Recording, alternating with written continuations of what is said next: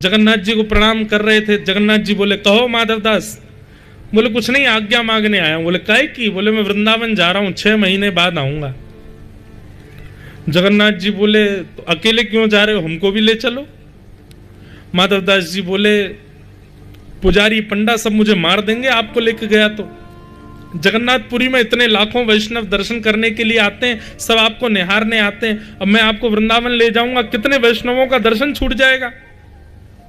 और दूसरा, आपको इतनी भूख लगती है, रास्ता भर में आपके 8-8 बार भोग लगाने की सामर्थ्य मेरी तो नहीं है। हम तो 3-3 दिन भूखे रह के रह लेंगे, और वृंदावन बहुत दूर है, यहां से पहुंचने में 1.5-2 महीना लगेगा। आपको कहां कहां लिए घूमूंगा मैं, आप यहीं रहो पुरी में, मैं होके आता हूं। तो बंधुओं, कहते हैं कि जैसे माधवदास जी मंदिर से बाहर आए और एक बार पुनः मुड़ करके जब जगन्नाथ जी को देखा, तो श्री जगन्नाथ जी के नेत्रों से आंसू गिर रहे थे। और जगन्नाथ जी व्याकुल होकर कह रहे थे, माधव तेरे बिना मैं कैसे रहूंगा, तू चलो जाएगा 6 महीना जगन्नाथपुरी में कैसे निर्वहन करूंगा। इसे कहते हैं भक्ति की श्रेष्ठता, कि हम उनके अधीन हैं, ये तो है ही, पर वो भी हमारे अधीन हो जाएं, नहीं रह पाए तुम्हारे बिना। और वही हुआ। माधवदास जी जब चले गए तो माधवदास जी को बड़ी भूख लगने लगी, इतनी जोर की भूख लगी। माधवदास जी बोले, मैं तो 3-3 दिन तक अपनी भूख जीत लेता हूं, लेकिन आज इतनी जोर की भूख क्यों लग रही है। तभी एक के घर में पहुंच गए, मैया से जाके बोले, माता जी घर में जो पड़ा हो हमको दे दो, भूख लगी है बहुत जोर की। माता जी ने थाली लगा करके दी, माधवदास जी जल्दी जल्दी पाने लगे। माता जी बोली, अरे माधवदास जी आप बड़े निर्दयी हो। माधवदास जी बोले, क्यों? अकेले खाते जा रहे हो, इतना छोटा सा नन्हा सा बालक आपके बगल में बैठा, इतना प्यारा सा बालक बैठा, इसको क्यों नहीं पवा रहे हो। माधवदास जी तुरंत रुक गए, बगल में देखा तो कोई था ही नहीं। बोले, मैया किसकी बात कर रही हूं, मैं तो अकेला हूं, यहां कोई आया ही नहीं मेरे साथ।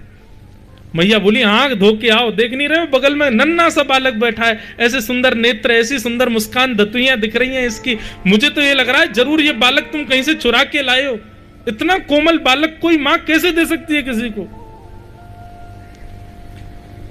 माधवदास जी ने नेत्र बंद किए और जैसे जगन्नाथ जी का स्मरण किया तो बालक के रूप में जगन्नाथ जी का ही दर्शन हुआ। माधवदास जी बोले, तभी मैं कहूं मुझे इतनी भूख क्यों लग रही है। भूख मुझे नहीं लग रही है, मेरे चित्त में जगन्नाथ जी बैठ के आ गए, उनको लग रही थी, इसलिए मैं भोजन कर रहा हूं। जो माधवदास जी 1.5 महीने में वृंदावन पहुंचने वाले थे, 3 महीना में पहुंचे। क्यों? दिन में 8 बार भोजन करते थे, क्योंकि ठाकुर जी चित्त में बैठ के चल रहे हैं ना संग में, और ठाकुर जी तो 8 बार भोजन चाहिए। अब तो बार बार माधवदास जी कहते, ठाकुर जी नेक रुक जाओ, बस कछु तो चलन दो मोकू। चित्त में बैठ करके ठाकुर जी आ गए। ये भक्ति की प्रधानता।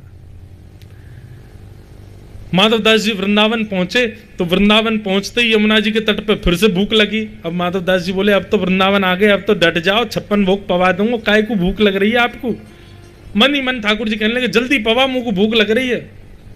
तो माधवदास जी को कुछ नहीं दिखा, तो कहीं चने बिक रहे थे, माधवदास जी ने लेकर के चने पा लिए। अब चने पाने के बाद यमुना जल पी करके माधवदास जी वृंदावन बिहारी लाल बांके बिहारी जी का दर्शन करने के लिए निधिवन राज में गए। जैसे ही निधिवन राज में पहुंचे, कुंज के भीतर से स्वामी श्री हरदास जी निकल करके आए, दर्शनार्थी बैठे थे।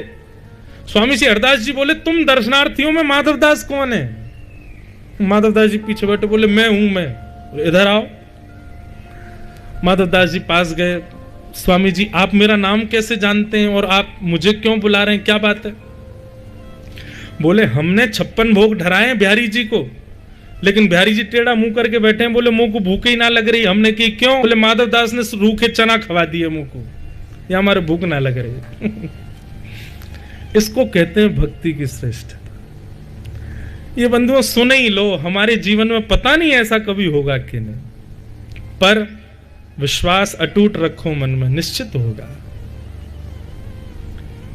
भक्ति की स्थिति ऐसी पहुंचे कि हमको ठाकुर जी प्रिय लगे, नहीं, हम ठाकुर जी को प्रिय लगे। मेरा सुमिरन हरि करें, यही बात है। मैं हरि का सुमिरन करूं, ये प्रारंभिक स्थिति है, पर समय ऐसा है कि मेरा सुमिरन हरि करें, मैं पावा विश्राम। मैं तो विश्राम में हूं, अब मेरा सुमिरन हरि कर रहे हैं। वाह, इसे कहते हैं अहेतुकी भक्ति। तो अहेतुकी भक्ति प्रारंभ हो, और वो कैसे संभव हो सकती है? केवल श्रीमद् भागवत से।